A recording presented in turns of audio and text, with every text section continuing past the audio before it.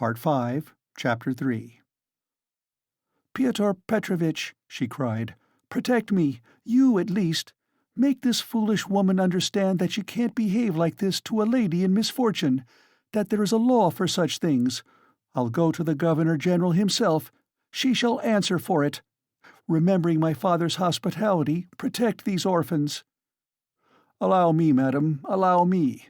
Pyotr Petrovitch waved her off. "Your papa, as you are well aware, I had not the honor of knowing." Someone laughed aloud. "And I do not intend to take part in your everlasting squabbles with Amalia Ivanovna. I have come here to speak of my own affairs, and I want to have a word with your stepdaughter, Sofia. Ivanovna, I think it is. Allow me to pass." Pyotr Petrovitch, edging by her, went to the opposite corner where Sonia was. Katerina Ivanovna remained standing where she was, as though thunderstruck. She could not understand how Pyotr Petrovitch could deny having enjoyed her father's hospitality. Though she had invented it herself, she believed in it firmly by this time. She was struck too by the businesslike, dry, and even contemptuous menacing tone of Pyotr Petrovitch. All the clamor gradually died away at his entrance. Not only was this serious businessman strikingly incongruous with the rest of the party, but it was evident, too, that he had come upon some matter of consequence, that some exceptional cause must have brought him, and that, therefore, something was going to happen. Raskolnikov, standing beside Sonia, moved aside to let him pass. Pyotr Petrovitch did not seem to notice him. A minute later, Lebeziatnikov, too, appeared in the doorway. He did not come in, but stood still, listening with marked interest, almost wonder, and seemed for a time perplexed. "Excuse me for possibly interrupting you, but it's a matter of some importance," Pyotr Petrovitch observed, addressing the company generally. "I am glad indeed to find other persons present.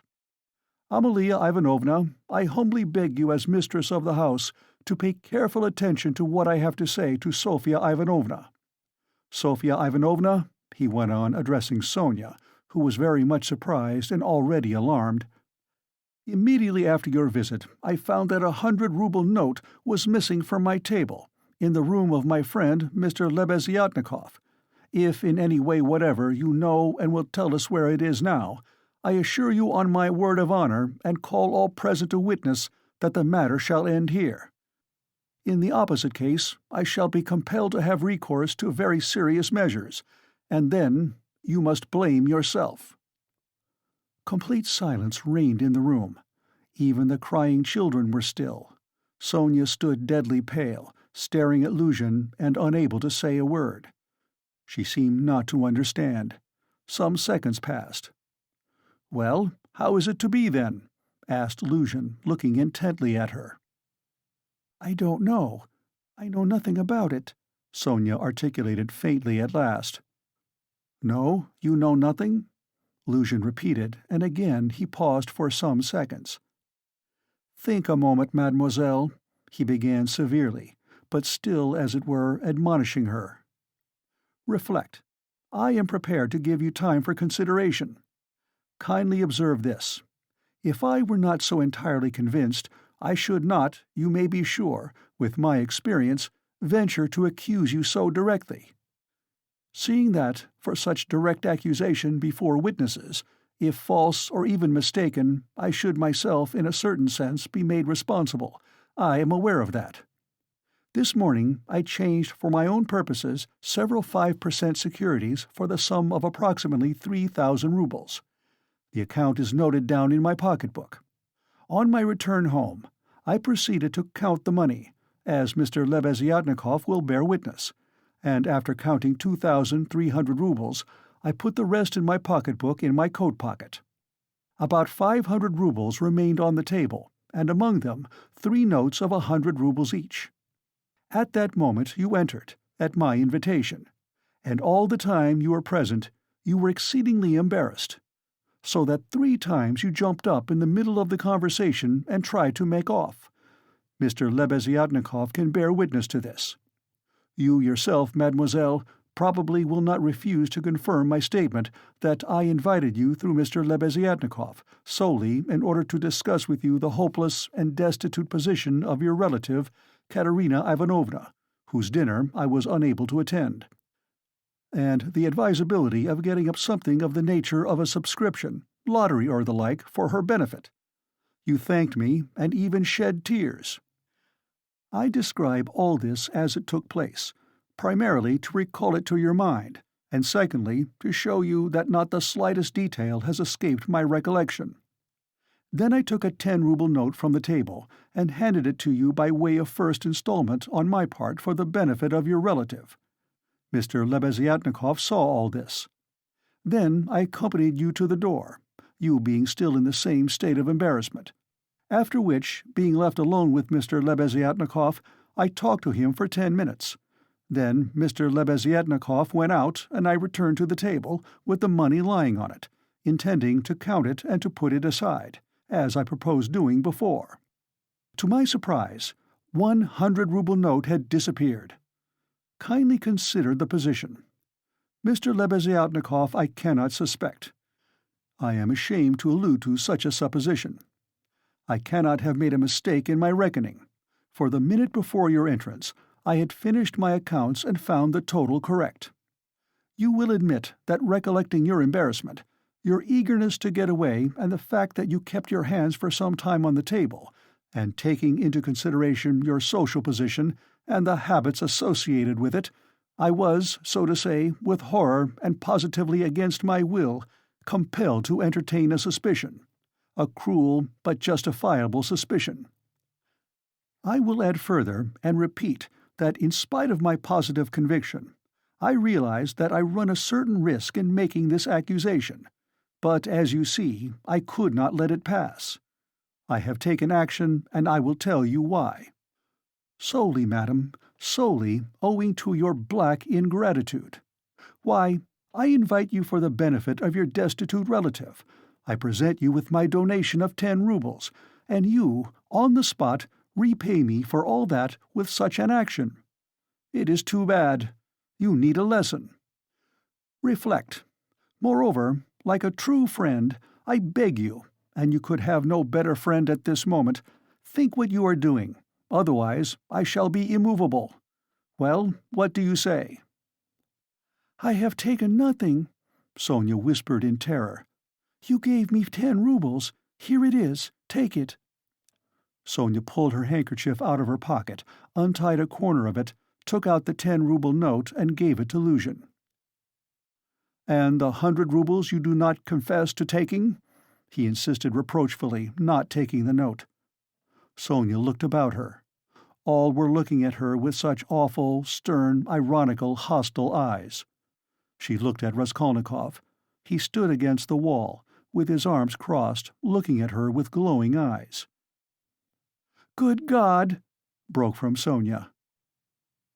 "Amalia Ivanovna, we shall have to send word to the police, and therefore I humbly beg you meanwhile to send for the house porter," Luzhin said softly and even kindly. "Gott der Barmherzige! I knew she was the thief!" cried Amalia Ivanovna, throwing up her hands. "You knew it?" Luzhin caught her up. "Then I suppose you had some reason before this for thinking so. I beg you, worthy Amalia Ivanovna, to remember your words which have been uttered before witnesses." There was a buzz of loud conversation on all sides. All were in movement. "What?" cried Katerina Ivanovna, suddenly realizing the position, and she rushed at Luzhin. "What? You accuse her of stealing? Sonia? Ah, the wretches! The wretches!" And running to Sonia, she flung her wasted arms round her and held her as in a vice. "Sonia, how dare you take 10 rubles from him? Foolish girl! Give it to me. Give me the 10 rubles at once. Here."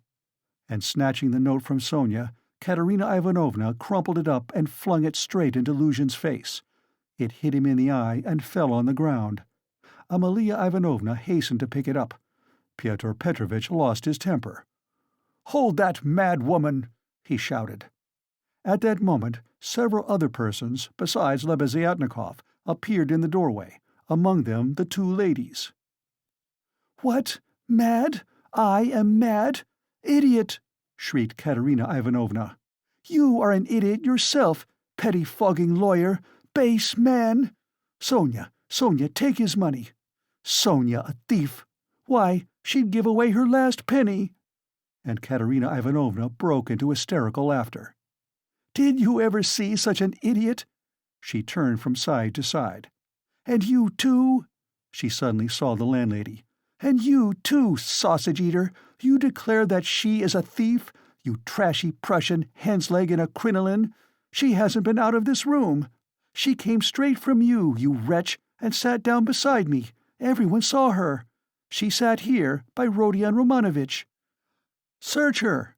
Since she's not left the room, the money would have to be on her. Search her, search her! But if you don't find it, then excuse me, my dear fellow, you'll answer for it. I'll go to our sovereign, to our gracious Tsar himself, and throw myself at his feet, today, this minute. I am alone in the world. They would let me in. Do you think they wouldn't? You're wrong. I will get in. I will get in. You reckoned on her meekness. You relied upon that. But I am not so submissive, let me tell you. You've gone too far yourself. Search her! Search her!" And Katerina Ivanovna, in a frenzy, shook Luzhin and dragged him towards Sonia. "I am ready. I'll be responsible. But calm yourself, madam, calm yourself. I see that you are not so submissive." Well, but as to that," Luzhin muttered, "that ought to be before the police, though, indeed, there are witnesses enough as it is. I am ready. But in any case, it's difficult for a man, on account of her sex. But with the help of Amalia Ivanovna, though, of course, it's not the way to do things. How is it to be done?" "As you will. Let anyone who likes search her," cried Katerina Ivanovna. "Sonia, turn out your pockets. See? Look, monster, the pocket is empty. Here was her handkerchief. Here is the other pocket. Look! Do you see? Do you see?" And Katerina Ivanovna turned, or rather snatched, both pockets inside out. But from the right pocket a piece of paper flew out, and describing a parabola in the air, fell at Luzhin's feet. Everyone saw it. Several cried out. Pyotr Petrovitch stooped down, picked up the paper in 2 fingers, lifted it where all could see it, and opened it. It was a 100-ruble note, folded in 8. Pyotr Petrovitch held up the note, showing it to everyone. "Thief! Out of my lodging! Police! Police!" yelled Amalia Ivanovna. "They must to Siberia be sent! Away!" Exclamations arose on all sides. Raskolnikov was silent, keeping his eyes fixed on Sonia, except for an occasional rapid glance at Luzhin. Sonia stood still, as though unconscious. She was hardly able to feel surprise. Suddenly the color rushed to her cheeks. She uttered a cry and hid her face in her hands. "No, it wasn't I! I didn't take it! I know nothing about it!" she cried with a heart-rending wail, and she ran to Katerina Ivanovna, who clasped her tightly in her arms, as though she would shelter her from all the world. "Sonia, Sonia, I don't believe it! You see, I don't believe it!" she cried in the face of the obvious fact, swaying her to and fro in her arms like a baby, kissing her face continually, then snatching at her hands and kissing them too. "You took it! How stupid these people are! Oh, dear! You are fools! Fools!" she cried, addressing the whole room. You don't know what a heart she has, what a girl she is. She'd take it, she? She'd sell her last rag. She'd go barefoot to help you if you needed it. That's what she is. She has the yellow passport because my children were starving. She sold herself for us. Ah, husband, husband, do you see, do you see? What a memorial dinner for you. Merciful heavens! Defend her! Why are you all standing still? Rodion Romanovitch, why don't you stand up for her? Do you believe it too? You are not worth her little finger, all of you together. Good God, defend her now, at least." The wail of the poor, consumptive, helpless woman seemed to produce a great effect on her audience. The agonized, wasted, consumptive face, the parched, blood-stained lips, the hoarse voice, the tears unrestrained as a child's, the trustful, childish, and yet despairing prayer for help were so piteous that everyone seemed to feel for her. Pyotr Petrovitch, at any rate, was at once moved to compassion. "Madam, madam, this incident does not reflect upon you," he cried impressively. "No one would take upon himself to accuse you of being an instigator or even an accomplice in it, especially as you have proved her guilt by turning out her pockets, showing that you had no previous idea of it. I am most ready to show compassion, if poverty, so to speak, drove Sofya Semyonovna to it. But why did you refuse to confess, mademoiselle? Were you afraid of the disgrace? The first step? You lost your head, perhaps? One can quite understand it. But how could you have lowered yourself to such an action? Gentlemen," he addressed the whole company, "gentlemen, compassionate and, so to say, commiserating these people, I am ready to overlook it even now in spite of the personal insult lavished upon me. And may this disgrace be a lesson to you for the future," he said, addressing Sonia. "And I will carry the matter no further. Enough." Pyotr Petrovitch stole a glance at Raskolnikov. Their eyes met, and the fire in Raskolnikov's seemed ready to reduce him to ashes. Meanwhile, Katerina Ivanovna apparently heard nothing. She was kissing and hugging Sonia like a madwoman. The children, too, were embracing Sonia on all sides, and Polenka, though she did not fully understand what was wrong, was drowned in tears and shaking with sobs as she hid her pretty little face, swollen with weeping, on Sonia's shoulder. "How vile!" a loud voice cried suddenly in the doorway. Pyotr Petrovitch looked round quickly. "What vileness!" Lebeziatnikov repeated, staring him straight in the face. Pyotr Petrovitch gave a positive start. All noticed it and recalled it afterwards. Lebeziatnikov strode into the room. "And you dare to call me as a witness?" he said, going up to Pyotr Petrovitch. "What do you mean? What are you talking about?" muttered Luzhin. "I mean that you are a slanderer. That's what my words mean," Lebeziatnikov said hotly, looking sternly at him with his short-sighted eyes. He was extremely angry. Raskolnikov gazed intently at him, as though seizing and weighing each word. Again there was a silence. Pyotr Petrovitch indeed seemed almost dumbfounded for the first moment. "If you mean that for me," he began, stammering, "but what's the matter with you? Are you out of your mind?" "I'm in my mind, but you are a scoundrel." "Ah, how vile! I have heard everything. I kept waiting on purpose to understand it, for I must own even now it is not quite logical. What you have done it all for, I can't understand." "Why, what have I done, then? Give over talking your nonsensical riddles, or maybe you are drunk." "You may be a drunkard, perhaps, vile man, but I am not.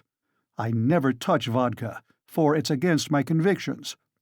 Would you believe it? He himself, with his own hands, gave Sofya Semyonovna that 100-ruble note.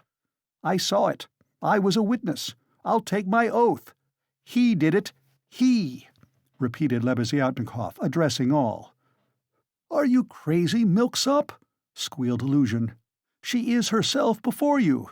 She herself here declared just now before everyone that I gave her only 10 rubles. How could I have given it to her?" "I saw it. I saw it," Lebeziatnikov repeated.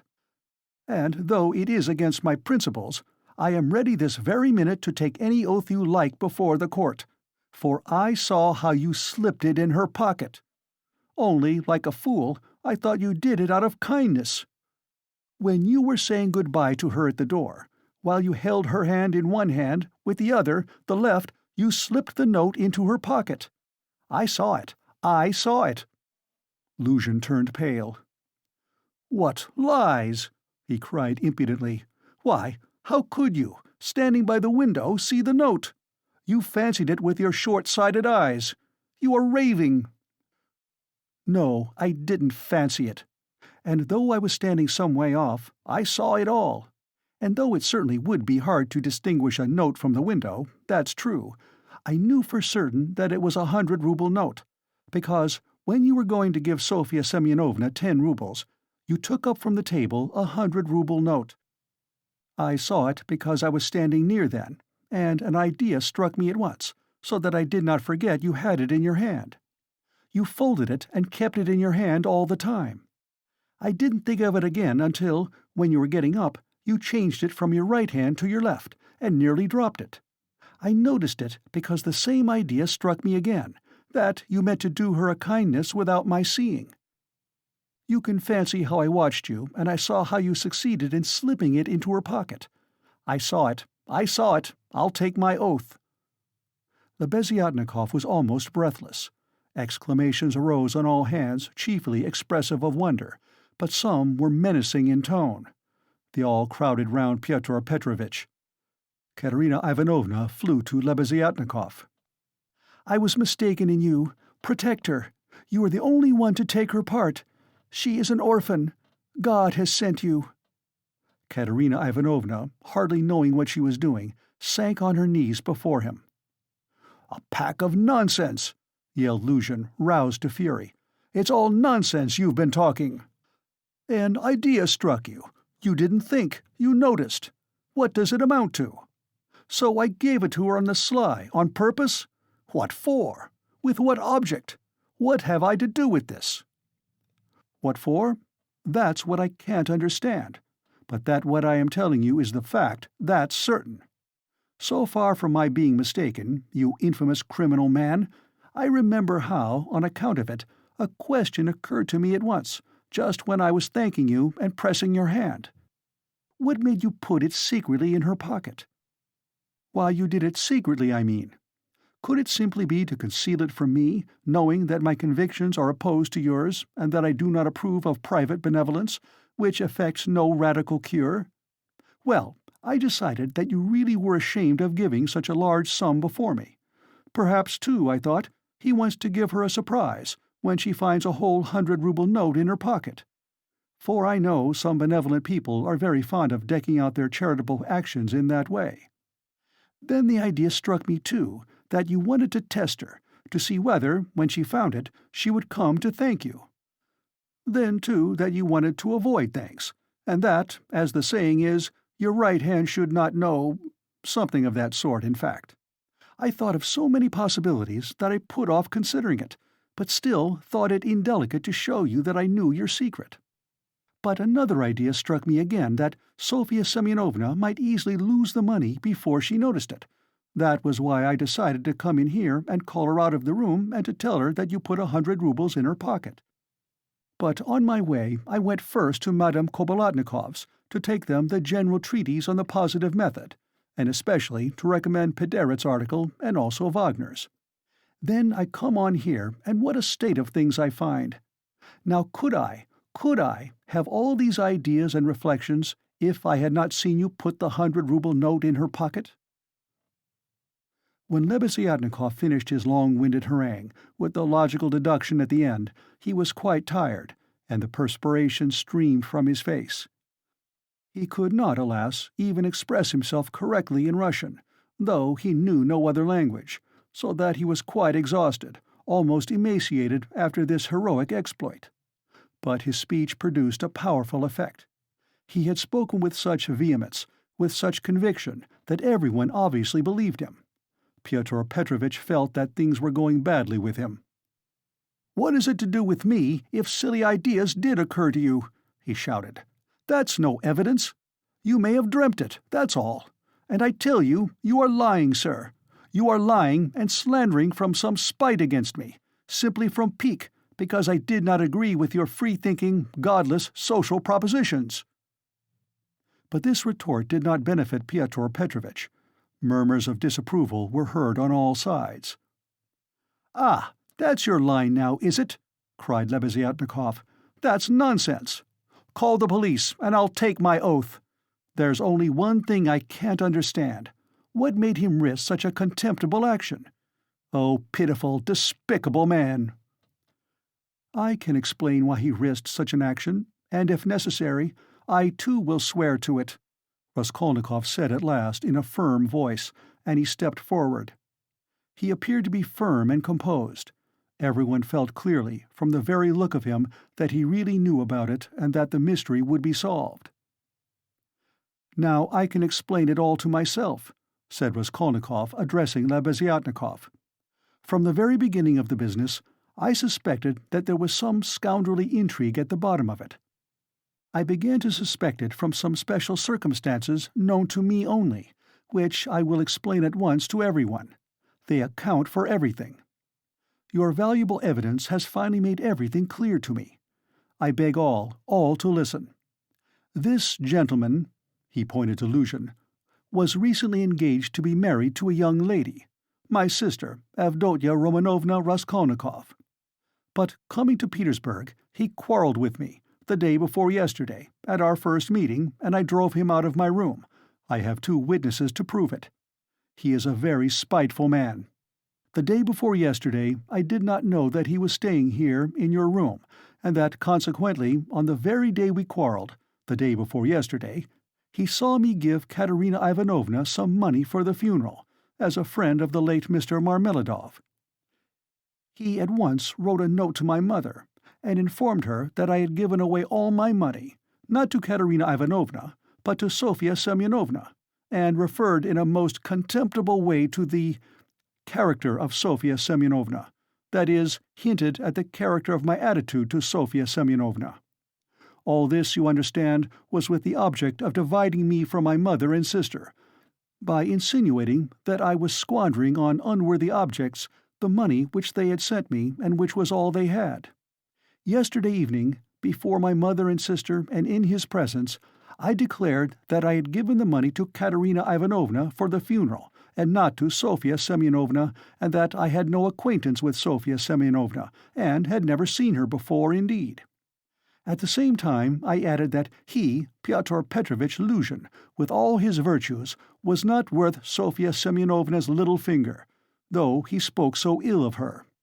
To his question, would I let Sofya Semyonovna sit down beside my sister, I answered that I had already done so that day.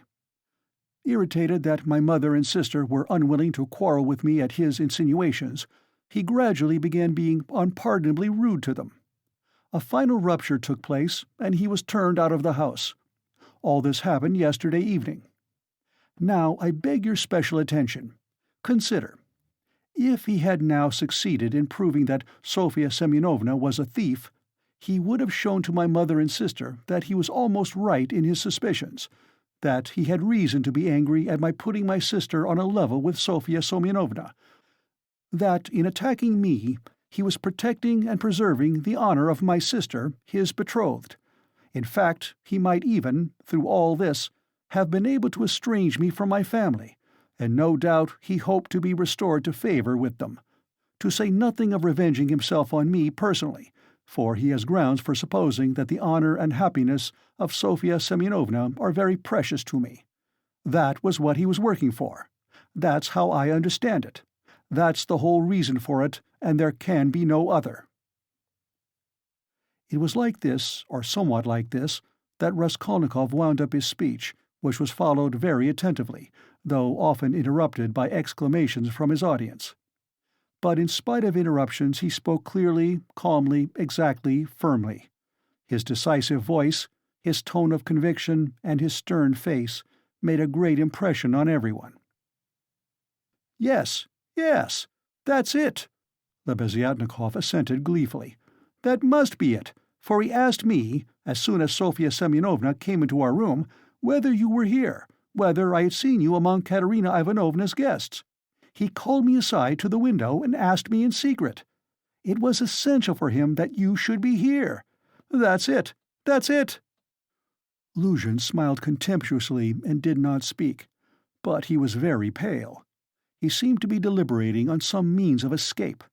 Perhaps he would have been glad to give up everything and get away, but at the moment this was scarcely possible. It would have implied admitting the truth of the accusations brought against him. Moreover, the company, which had already been excited by drink, was now too much stirred to allow it. The commissariat clerk, though indeed he had not grasped the whole position, was shouting louder than anyone, and was making some suggestions very unpleasant to Lucian. But not all those present were drunk. Lodgers came in from all the rooms. The three Poles were tremendously excited and were continually shouting at him, "The pan is a lajak," and muttering threats in Polish. Sonia had been listening with strained attention, though she too seemed unable to grasp it all. She seemed as though she had just returned to consciousness. She did not take her eyes off Raskolnikov, feeling that all her safety lay in him. Katerina Ivanovna breathed hard and painfully, and seemed fearfully exhausted. Amalia Ivanovna stood looking more stupid than anyone, with her mouth wide open, unable to make out what had happened. She only saw that Pyotr Petrovitch had somehow come to grief. Raskolnikov was attempting to speak again, but they did not let him. Everyone was crowding round Lucian with threats and shouts of abuse. But Pyotr Petrovitch was not intimidated. Seeing that his accusation of Sonia had completely failed, he had recourse to insolence. "Allow me, gentlemen, allow me! Don't squeeze me! Let me pass!" he said, making his way through the crowd. "And no threats, if you please. I assure you it will be useless. You will gain nothing by it.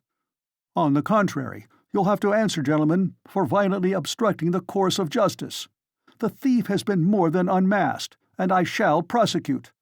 Our judges are not so blind and not so drunk, and will not believe the testimony of two notorious infidels, agitators, and atheists, who accuse me from motives of personal revenge which they are foolish enough to admit. Yes, allow me to pass. Don't let me find a trace of you in my room. Kindly leave at once, and everything is at an end between us. When I think of the trouble I've been taking, the way I've been expounding, all this fortnight— I told you myself today that I was going, when you tried to keep me. Now I will simply add that you are a fool. I advise you to see a doctor for your brains and your short sight. Let me pass, gentlemen." He forced his way through, but the commissariat clerk was unwilling to let him off so easily. He picked up a glass from the table, brandished it in the air, and flung it at Pyotr Petrovitch, but the glass flew straight at Amalia Ivanovna. She screamed, and the clerk, overbalancing, fell heavily under the table. Pyotr Petrovitch made his way to his room, and half an hour later had left the house. Sonia, timid by nature, had felt before that day that she could be ill-treated more easily than anyone, and that she could be wronged with impunity. Yet till that moment she had fancied that she might escape misfortune by care, gentleness, and submissiveness before everyone. Her disappointment was too great. She could, of course, bear with patience and almost without murmur anything, even this. But for the first minute she felt it too bitter. In spite of her triumph and her justification, when her first terror and stupefaction had passed and she could understand it all clearly, the feeling of her helplessness and of the wrong done to her made her heart throb with anguish, and she was overcome with hysterical weeping. At last, unable to bear any more, she rushed out of the room and ran home, almost immediately after Lucian's departure. When, amidst loud laughter, the glass flew at Amalia Ivanovna, it was more than the landlady could endure. With a shriek she rushed like a fury at Katerina Ivanovna, considering her to blame for everything. "Out of my lodgings! At once! Quick, march!" And with these words she began snatching up everything she could lay her hands on that belonged to Katerina Ivanovna, and throwing it on the floor. Katerina Ivanovna, pale, almost fainting, and gasping for breath, jumped up from the bed where she had sunk in exhaustion and darted at Amalia Ivanovna. But the battle was too unequal. The landlady waved her away like a feather. "What? As though that godless calumny was not enough, this vile creature attacks me. What? On the day of my husband's funeral I am turned out of my lodging. After eating my bread and salt, she turns me into the street with my orphans. Where am I to go?" wailed the poor woman, sobbing and gasping. "Good God!" she cried with flashing eyes. "Is there no justice upon earth? Whom should you protect if not us orphans? We shall see. There is law and justice on earth. There is, I will find it. Wait a bit, godless creature. Polenka, stay with the children. I'll come back. Wait for me, If you have to wait in the street, we will see whether there is justice on earth." And throwing over her head that green shawl which Marmeladov had mentioned to Raskolnikov, Katerina Ivanovna squeezed her way through the disorderly and drunken crowd of lodgers who still filled the room, and, wailing and tearful, she ran into the street, with a vague intention of going at once somewhere to find justice. Polenka, with the two little ones in her arms, crouched terrified on the trunk in the corner of the room, where she waited trembling for her mother to come back. Amalia Ivanovna raged about the room, shrieking, lamenting, and throwing everything she came across on the floor. The lodgers talked incoherently. Some commented to the best of their ability on what had happened. Others quarreled and swore at one another, while others struck up a song. "Now it's time for me to go," thought Raskolnikov. "Well, Sofya Semyonovna, we shall see what you'll say now." And he set off in the direction of Sonia's lodgings. End of Part 5, Chapter 3.